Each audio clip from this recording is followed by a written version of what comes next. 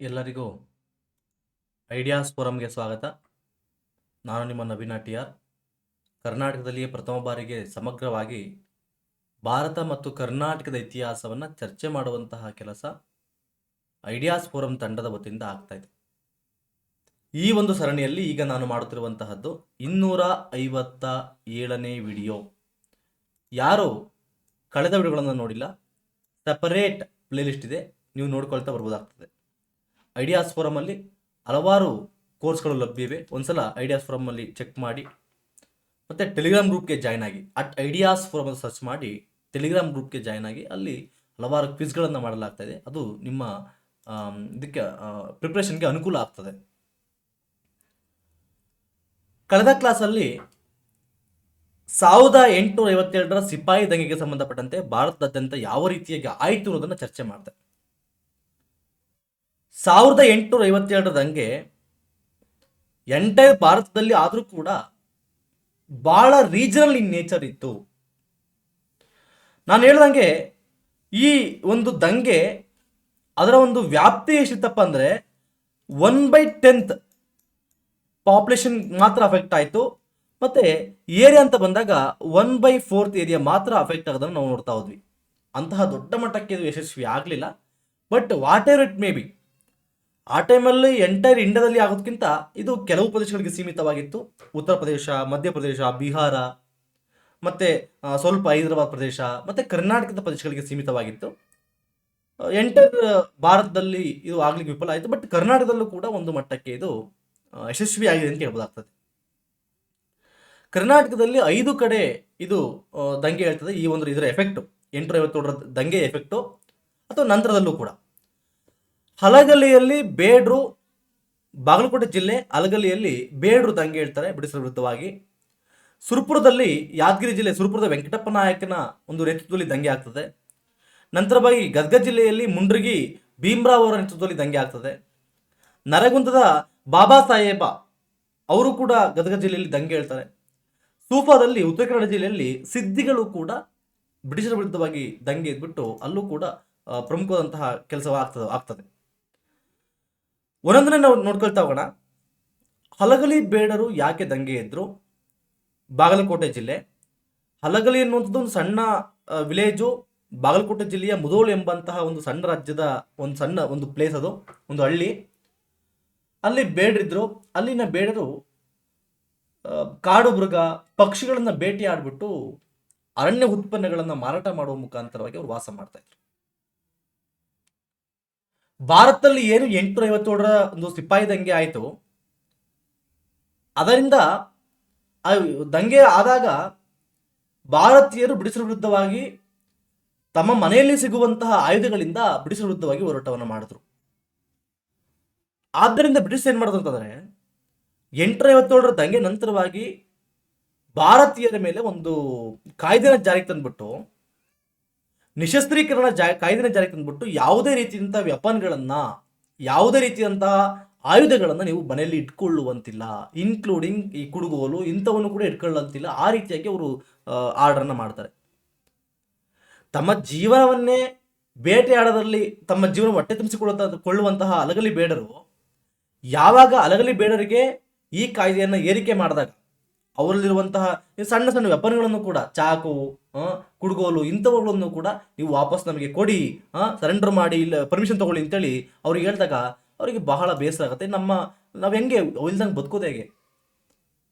ಆ ಕುಡುಗೋಲು, ವಿವಿಧ ಬಲೆಗಳು, ಚಾಕುಗಳು, ಕೊಡ್ಲಿ ಅವುಗಳೇ ಇಲ್ದಂಗೆ ನಾವು ಬದುಕೋದು ಹೇಗೆ ಅಂತೇಳಿ ಅವ್ರು ಹೇಳ್ತಾ ಹೋಗ್ತಾರೆ. ಅದರಲ್ಲಿ ಬಹುಮುಖ್ಯವಾಗಿ ಲೀಡರ್ಶಿಪ್ನ ವಹಿಸ್ಕೊಂಡು ಪೂಜಾರಿ ಹನುಮ, ಬೇಡ್ರ ಬಾಲ, ಜಡಗ, ರಾಮ ಇವರೆಲ್ಲರೂ ಕೂಡ ಸೇರಿಕೊಂಡು ನಾವು ಯಾವುದೇ ಕಾರಣಕ್ಕೂ ನಮ್ಮ ಬಳಿ ಇರುವಂತಹ ಆಯುಧಗಳನ್ನು ಕೊಡಬಾರ್ದು, ಈ ಆಯುಧಗಳು ಹೋದ್ರೆ ನಮ್ಮ ಜೀವವೇ ಹೋದಂತೆ ಅಂತ ಅವರು ತೀರ್ಮಾನ ಮಾಡ್ತಾರೆ. ಬ್ರಿಟಿಷರ ವಿರುದ್ಧವಾಗಿ ಹೋರಾಟವನ್ನು ಮಾಡಲಿಕ್ಕೆ ಸಿದ್ಧರಾಗ್ತಾರೆ. ಬ್ರಿಟಿಷರು ಈ ಕಾಯ್ದೆಯನ್ನು ಜಾರಿ ಮಾಡಲಿಕ್ಕೆ ಆ ಪ್ರದೇಶಕ್ಕೆ ಬಂದಾಗ ಅವರಿಗೆ ಒಡೆದು ಕಳಿಸ್ತಾರೆ, ಅವರಿಗೆ ಗಾಯಗೊಳಿಸಿ ಅವ್ರನ್ನ ಕಳಿಸ್ತಾರೆ. ಆಗ ಬ್ರಿಟಿಷರು ದೊಡ್ಡ ಮಟ್ಟಕ್ಕೆ ಅವರು ಇವರ ವಿರುದ್ಧವಾಗಿ ಹೋರಾಟ ಮಾಡಲಿಕ್ಕೆ, ಇವರನ್ನ ಹತ್ತಿಕ್ಕಲಿಕ್ಕೆ ಅಂತ ಬಂದಾಗ ಅವರಿಗೆ ದೊಡ್ಡ ಮಟ್ಟಕ್ಕೆ ಹತ್ತಿಕ್ಕುವಂತ ಕೆಲಸ ಆಗ್ತದೆ. ಬ್ರಿಟಿಷರು ಯಾವ ಮಟ್ಟಕ್ಕೆ ಅಂದ್ರೆ ಇಡೀ ಆ ಊರನ್ನೇ ಸುಟ್ಟು ಕರಕಲು ಮಾಡ್ತಾರೆ. ಅಲಗಲಿ ಊರು ಸುಟ್ಟು ಬೂದಿ ಆಗ್ತದೆ. ಗುರುತೇ ಸಿಗದಂತೆ ಆ ಒಂದು ಅಲಗಲಿ ನಾಶ ಆಗ್ತದೆ. ಆ ಮಟ್ಟಕ್ಕೆ ಅವರು ಈ ಒಂದು ದಂಗೆಯನ್ನ ಸಪ್ರೆಸ್ ಮಾಡುವಂತ ಕೆಲಸ ಆಗ್ತದೆ. 1857 ನವೆಂಬರ್ 29ರಂದು ಅಲಗಲಿ ಮೇಲೆ ದಾಳಿ ಮಾಡಿ 290 ಬೇಡರನ್ನ ಕೈದಿಗಳನ್ನಾಗಿ ಮಾಡಲಾಗ್ತದೆ. ಅವರೆಲ್ಲರನ್ನು ಕೂಡ ನಿರ್ದಯವಾಗಿ ಒಡೆದುರಿಸಲಾಗ್ತದೆ.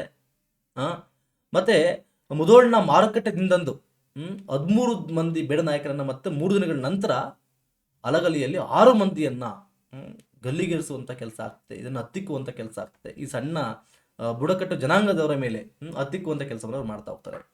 ಇದು ಅಲಗಲಿಯಲ್ಲಿ ಆಗಿರುವಂಥದ್ದು, ಬೇಡರ ಮೇಲೆ ಆಗಿರುವಂಥದ್ದು. ನೆಕ್ಸ್ಟು ಯಾದಗಿರಿ ಜಿಲ್ಲೆ ಸುರಪುರದಲ್ಲಿ ಸುರಪುರವನ್ನ ನಾಯಕರು ಆಳ್ವಿಕೆ ಮಾಡ್ತಾ ಇರ್ತಾರೆ. ಅದರಲ್ಲಿ ಕೊನೆಯ ನಾಯಕ ಸುರಪುರದ ವೆಂಕಟಪ್ಪ ನಾಯಕ.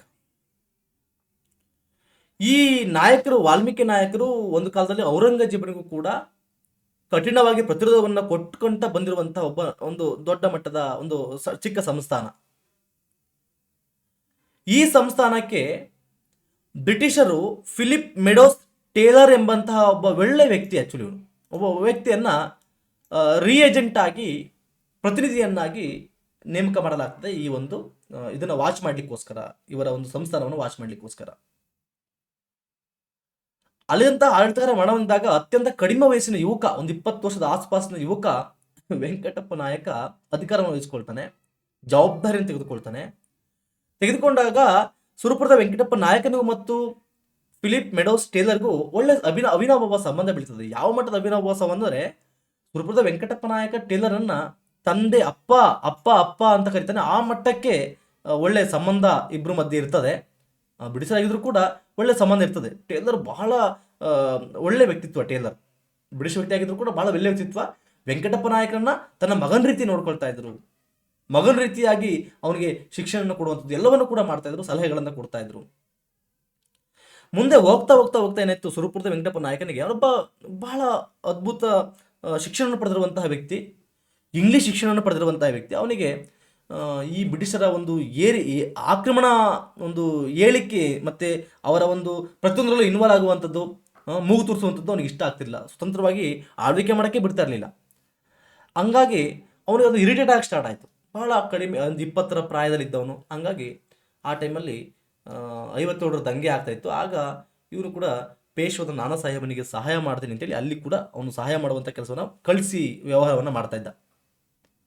ಮತ್ತು ಇವನೇನು ಮಾಡ್ತಿದ್ದ, ಬ್ರಿಟಿಷ್ ರೆಜಿಮೆಂಟ್ಗಳಲ್ಲಿ ಕೊಲ್ಹಾಪುರ, ಧಾರವಾಡ, ಬೆಳಗಾಮಲ್ಲೂ ಕೂಡ ಸೈನಿಕರು ದಂಗೆ ಏಳುವಂತೆ ಪ್ರೇರೇಪಣೆ ಮಾಡುವಂಥ ಕೆಲಸವನ್ನು ಕೂಡ ಮಾಡ್ತಾ ಇದ್ದ. ಇದು ಬ್ರಿಟಿಷರಿಗೆ ಮಾಹಿತಿ ಲೀಕ್ ಆಯಿತು. ಹಿಂಗೆಲ್ಲ ಸುರಪುರದ ವೆಂಕಟಪ್ಪ ನಾಯಕ ಈ ರೀತಿಯಾಗಿ ಮಾಡ್ತಾ ಇದ್ದಾನೆ, ನಮ್ಮ ವಿರುದ್ಧವಾಗಿ ಎತ್ತಿ ಕಟ್ತಾ ಇದ್ದಾನೆ ಅಂತೇಳಿ. ಆಗ ವೆಂಕಟಪ್ಪರನ್ನ ವಾಚ್ ಮಾಡ್ಲಿಕ್ಕೋಸ್ಕರ ಅಲ್ಲಿ ಸಮೀಪದಲ್ಲೇ ಅವರ ಒಂದು ತುಕಡಿಗಳನ್ನು, ಬ್ರಿಟಿಷರು ತುಕಡಿಗಳನ್ನು ಇದು ಮಾಡ್ತಾರೆ, ಬೆಟಲ್ಗಳನ್ನು ಪೋಸ್ಟ್ ಮಾಡಲಾಗ್ತದೆ. ಆಗ ಈ ಥರ ಅವರಿಗೂ ಸ್ವಲ್ಪ ಸಂಬಂಧ ಇದಾಗ್ತದೆ, ಕಡಿಮೆ ಆಗ್ತಾ ಹೋಗ್ತದೆ. ಆಗ ಬಟ್ ಇಂತಹ ಬ್ರಿಟಿಷ್ ದೊಡ್ಡ ಸೈನ್ಯವನ್ನು ಎದುರಿಸುವಂತಹ ಶಕ್ತಿ ಸುರಪುರಕ್ಕೆ ಇರಲಿಲ್ಲ. ಅಂತಹ ದೊಡ್ಡ ಸೈನ್ಯವನ್ನು ವಾರ್ಡರ್ ಮೇ ಬಿ ಒಬ್ಬ ವ್ಯಕ್ತಿ, ಸುರಪುರದ ವಂಗಗೇರಿ ಭೀಮರಾವ್ ಅಂತೇಳಿ, ಅವನು ವೆಂಕಟಪ್ಪನಿಗೆ, ಅವನು ಬ್ರಿಟಿಷರ ಒಬ್ಬ ರಹಸ್ಯ ದಲ್ಲಾಳಿ, ಅವನು ಆ್ಯಕ್ಚುಲಿ ಸೀಕ್ರೆಟ್ ಏಜೆಂಟು. ಅವನು ಬಂದ್ಬಿಟ್ಟು ವೆಂಕಟಪ್ಪನಿಗೆ ಸುಳ್ಳನ್ನು ಹೇಳ್ತಾನೆ, ನೀನು ಹೈದರಾಬಾದ್ಗೆ ಹೋಗ್ಬಿಟ್ಟು ಸಲಾರ್ ಜಂಗ್ನಿಂದ ಸಹಾಯವನ್ನು ಪಡಿ, ಅವ ನಿಂಗೆ ಎಲ್ಪ್ ಆಗುತ್ತೆ ಅಂತೇಳಿ ಹೇಳ್ಬಿಟ್ಟು, ಆಗ ವೆಂಕಟಪ್ಪ ಕೋಟೆನ ತಪ್ಪಿಸ್ಕೊಂಡು ಹೋಗ್ಬಿಟ್ಟು ಹೈದರಾಬಾದ್ಗೆ ತೆರಳ್ತಾನೆ. ಅದ್ರ ನೆಕ್ಸ್ಟ್ ದಿನ ಅದೇ ಭೀಮರಾವ್ ಇದ್ದವನು, ವಂಗಗೇರಿ ಭೀಮರಾವು ಕೋಟೆಯ ಬಾಗಿಲನ್ನು ತೆರೆದುಬಿಟ್ಟು ಸುರಪುರವನ್ನು ಈಸಿಯಾಗಿ ಬ್ರಿಟಿಷರು ವಶಪಡಿಸಿಕೊಳ್ಳುವಂತೆ ಸೀಕ್ರೆಟ್ ಬಾಗಿಲನ್ನೆಲ್ಲ ಓಪನ್ ಮಾಡ್ತಾರೆ. ಈಗ ಸುರಪುರ ಕಂಪ್ಲೀಟ್ ಆಗಿ ಬ್ರಿಟಿಷರ ವಶ ಆಗ್ತದೆ. ಈಗ ವೆಂಕಟಪ್ಪ ನಾಯಕ ಇದಕ್ಕೆ ಹೋಗಿದ್ದಾನೆ, ಹೈದರಾಬಾದಿಗೆ ಹೋಗಿದ್ದಾನೆ ಸಲಾರ್ ಜಂಗ್ನಿಂದ ಸಹಾಯವನ್ನು ಪಡೀಲಿಕ್ಕೆ. ಆಗ ಅಲ್ಲಿ ವೆಂಕಟಪ್ಪನನ್ನು ಹೈದರಾಬಾದ್ನಲ್ಲಿ ಬಂಧಿಸಲಾಗ್ತದೆ. ಅಲ್ಲಿ ವಿಚಾರಣೆಗೆ ಒಳಪಡಿಸಿ ವೆಂಕಟಪ್ಪನಿಗೆ ಜೀವಾವಧಿ ಶಿಕ್ಷೆಯನ್ನ, ಲೈಫ್ ಇಂಪ್ರಿಸನ್ಮೆಂಟ್ ಅನ್ನು ಕೊಡಲಾಗ್ತದೆ. ಶಿಕ್ಷೆಯನ್ನು ಕೊಟ್ಟವನಿಗೆ ಜೈಲಿಗೆ ಅಟ್ಟಲಾಗ್ತದೆ. ಅಲ್ಲಿ ಬಹಳ ಮೋಸ ಮಾಡಿ ಅವರನ್ನು ಜೈಲಿಗೆ ಅಟ್ಟಲಾಗ್ತದೆ. ಆಗ ಮೆಡೋಸ್ ಟೇಲರು ಅಲ್ಲಿ ಇದ್ದಾಗ ಭೇಟಿ ಆಗ್ತಾರೆ. ಹೋಗ್ಬಿಟ್ಟು ಭೇಟಿ ಆದಾಗ ವೆಂಕಟಪ್ಪ ಹೇಳ್ತಾನೆ, ಟೇಲರ್ ಅಪ್ಪ ಅಪ್ಪ ಅಂತಲೇ ಕರಿತಾ ಇದ್ರು, ಅಪ್ಪ ನನಗೆ ಬದುಕಕ್ಕೆ ಇಚ್ಛೆ ಇಲ್ಲ, ನನಗೆ ನನ್ನನ್ನು ಅಪರಾಧಿಯಂತೆ ಅವರು ನನಗೆ ಮರಣದಂಡನೆ ಕೊಟ್ಟಿದ್ದಾರೆ. ಅಪರಾಧಿಯಂತೆ ನನ್ನನ್ನು ಗಲ್ಲಿಗೇರಿಸ್ಬಾರ್ದು. ನನ್ನನ್ನು ಬೇಕಾದ್ರೆ ಫಿರಂಗಿ ಬಾಯಲ್ಲಿ ಇಟ್ಬಿಟ್ಟು ಕೊಲ್ಲಿ ಬೇಡನ್ನಲ್ಲ, ನಾನು ಏಡಿ ಅಲ್ಲ ಅಂತೇಳಿ ಟೇಲರ್ಗೆ ಹೇಳಿದಾಗ ಟೇಲರು ಬಹಳ ಬೇಜಾರಾಗಿಬಿಟ್ಟು ಹೋಗ್ಬಿಟ್ಟು ಅವರು ಬ್ರಿಟಿಷ್ ರೆಸಿಡೆಂಟ್ಗಳ ಹತ್ರ ಮಾತಾಡಿಕೊಂಡು ಅವನಿಗೆ ಶಿಕ್ಷೆಯನ್ನು ಕಡಿಮೆ ಮಾಡುವಂಥ ಕೆಲಸ ಆಗ್ತದೆ. ಮತ್ತು ಸ್ವಲ್ಪ ಶಿಕ್ಷೆಗಳಲ್ಲಿ ಫ್ರೀನೆಸ್ ಮಾಡುವಂಥದ್ದು. ಬಿಕಾಸ್ ಹೆಂಗೆ ನೋಡಿ ಹೇಳ್ತಾನೆ, ಟೇಲರು ಬಹಳ ಆತ್ಮೀಯ ವ್ಯಕ್ತಿ.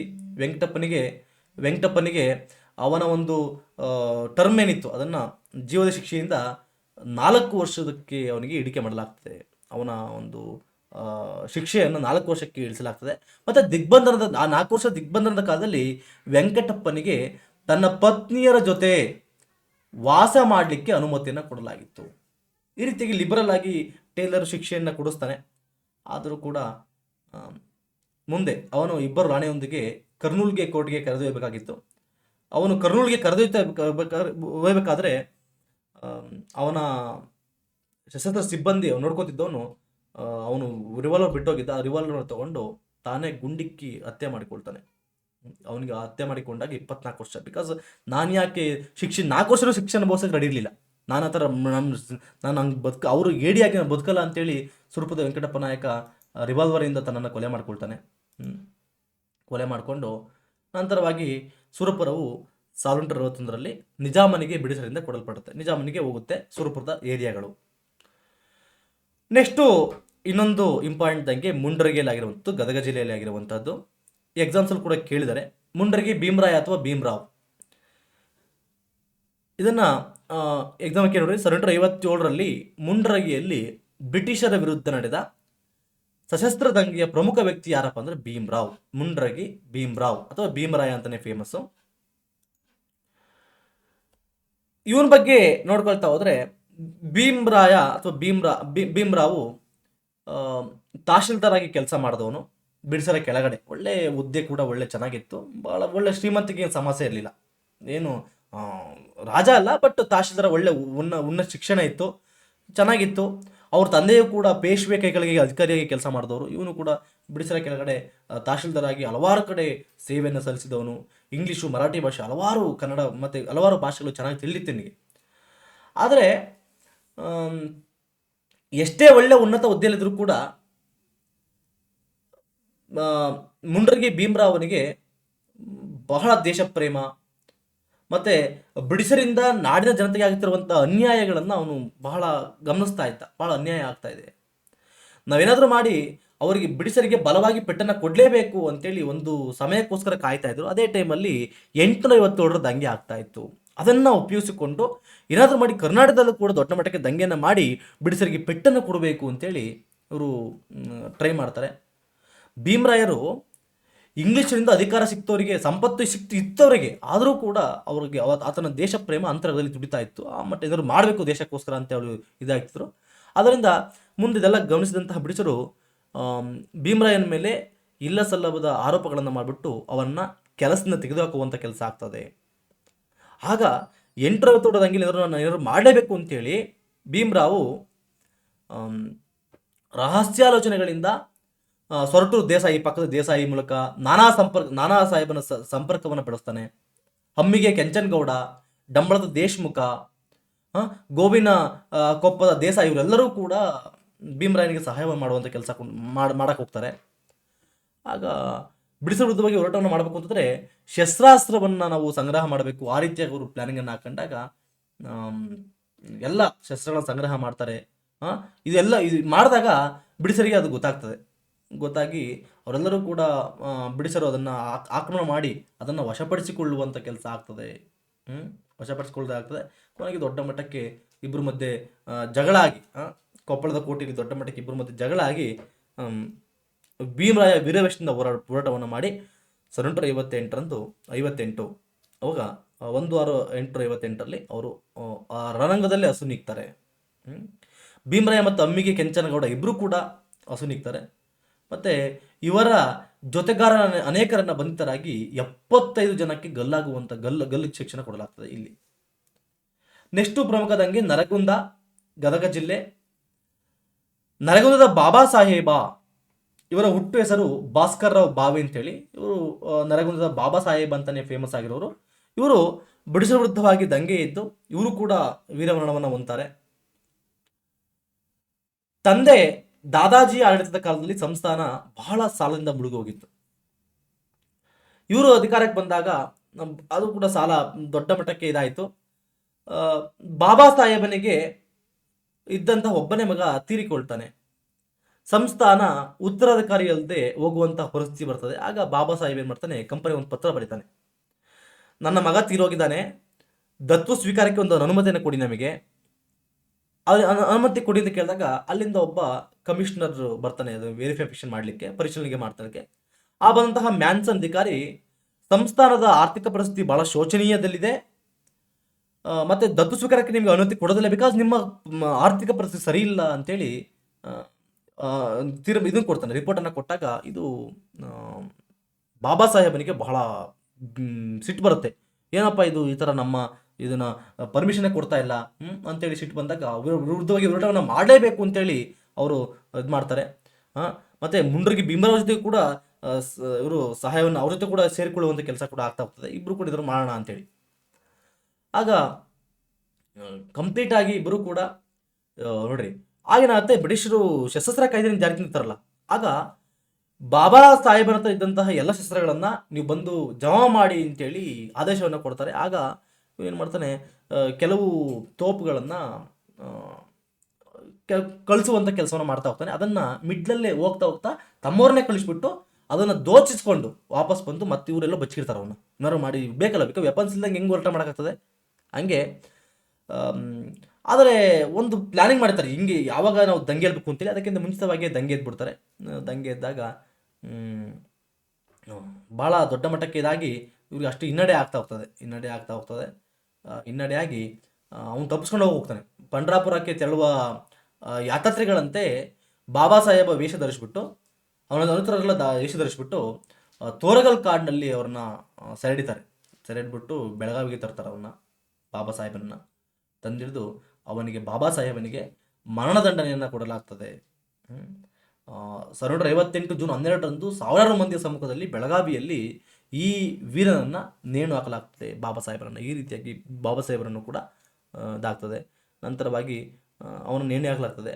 ಇದರಿಂದ ಬಹಳ ದುಃಖಿತ ಆಗಿರ್ತಕ್ಕಂಥ ಅವನ ತಾಯಿ ಯಮುನಾಬಾಯಿ ಮತ್ತು ಹೆಂಡತಿ ಸಾವಿತ್ರಿಬಾಯಿ ಮಲಪ್ರಭಾ ನದಿಗೆ ಹಾರಿಕೊಂಡು ಸತ್ತೋಗ್ತಾರೆ. ಈ ರೀತಿಯಾಗಿ ನಂತರವಾಗಿ ಈ ನರಗುಂದ ಸಂಸ್ಥಾನ ಬ್ರಿಟಿಷ್ ಅಧಿಪತ್ಯಕ್ಕೆ ಒಳಗಾಗ್ತದೆ. ಕೊನೆಯದಾಗಿ ಸೂಫಾ ಉತ್ತರ ಕನ್ನಡ ಜಿಲ್ಲೆಯಲ್ಲಿ ಆಗಿರುವಂತಹದ್ದು.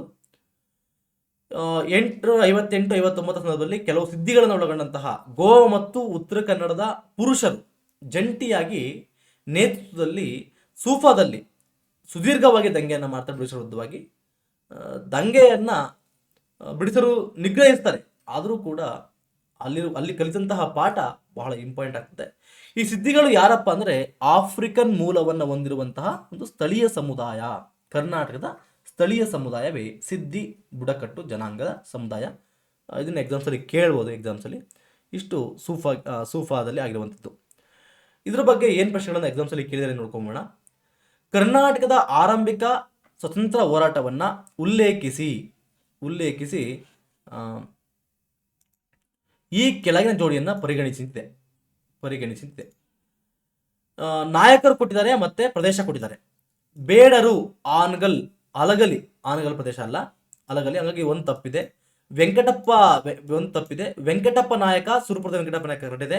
ಬಾಬಾ ಸಾಹೇಬ ನರಗುಂದ ಕರೆಕ್ಟಿದೆ. ಮುಂಡ್ರಿಗಿ ಭೀಮರಾವು ಕೊಪ್ಪಳ ಮತ್ತು ಗದಗ ರೀಜನ್ನು ಕರೆಕ್ಟಿದೆ. ಅದರಿಂದ ಎಷ್ಟು ಜೋಡಿಗಳು ಸರಿಯಾಗಿ ಹೊಂದಾಣಿಕೆ ಆಗ್ತದೆ. ಗದಗ ಮತ್ತು ಕೊಪ್ಪಳ ಎರಡು ಒಂದೇ ರೀಜನಲ್ಲಿ ಇರುವಂಥದ್ದು, ಹಾಗಾಗಿ ಕೊಪ್ಪಳ ಗದಗ ಎರಡೂ ಕೂಡ ಕರೆಕ್ಟ್ ಆಗ್ತದೆ. ಹಾಗಾಗಿ ಇಲ್ಲಿ ಕೇವಲ ಮೂರು ಜೋಡಿಗಳು ಸರಿಯಾಗಿ ಹೊಂದಾಣಿಕೆ ಆಗಿವೆ. 2, 3 ಮತ್ತು 4.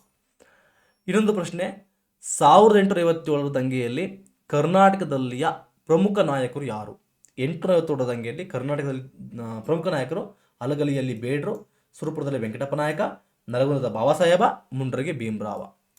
ಆದ್ದರಿಂದ ಆಪ್ಷನ್ ಎ ಉತ್ತರ ಆಗ್ತದೆ. ಈ ರೀತಿಯಾಗಿ ಎಕ್ಸಾಮ್ಸಲ್ಲಿ ಪ್ರಶ್ನೆಗಳನ್ನು ಕೇಳಿದ್ದಾರೆ. ಅವು ನಿಮಗೆ ಕೊಟ್ಟಿದ್ದೀನಿ. ಐ ಹೋಪ್ ನಿಮಗೆ ಅರ್ಥ ಆಗಿದೆ ಅನ್ಕೋತೀನಿ. ನಂತರ ನೆಕ್ಸ್ಟ್ ಕ್ಲಾಸಲ್ಲಿ 857 ದಂಗೆ ನಂತರವಾಗಿ ಅದರ ಎಫೆಕ್ಟ್ ಏನೇನು ಆಗ್ತಾ ಹೋಯಿತು, ಏನೇನು ಕಾಯ್ದೆಗಳನ್ನು ಜಾರಿಗೆ ತರ್ತಾ ಬಂದರು, ಏನೇನು ಹಲವಾರು ಕ್ರಾಂತಿಕಾರಿ ಆಡಳಿತಾತ್ಮಕ ಬದಲಾವಣೆಗಳಾಗ್ತಾ ಹೋಗೋದನ್ನು ನೆಕ್ಸ್ಟ್ ಕ್ಲಾಸಲ್ಲಿ ಚರ್ಚೆ ಮಾಡ್ತಾ ಹೋಗ್ತೀನಿ. ಐ ಹೋಪ್ ನಿಮಗೆ ಅರ್ಥ ಆಗಿದೆ ಅಂದ್ಕೊಂಡಿದ್ದೀನಿ. ಇಷ್ಟ ಆದರೆ ಕ್ಲಾಸು ಲೈಕ್ ಮಾಡಿ, ಶೇರ್ ಮಾಡಿ, ಸಬ್ಸ್ಕ್ರೈಬ್ ಮಾಡಿ. Thank you so much. Next ಕ್ಲಾಸಲ್ಲಿ ಸಿಗೋಣ.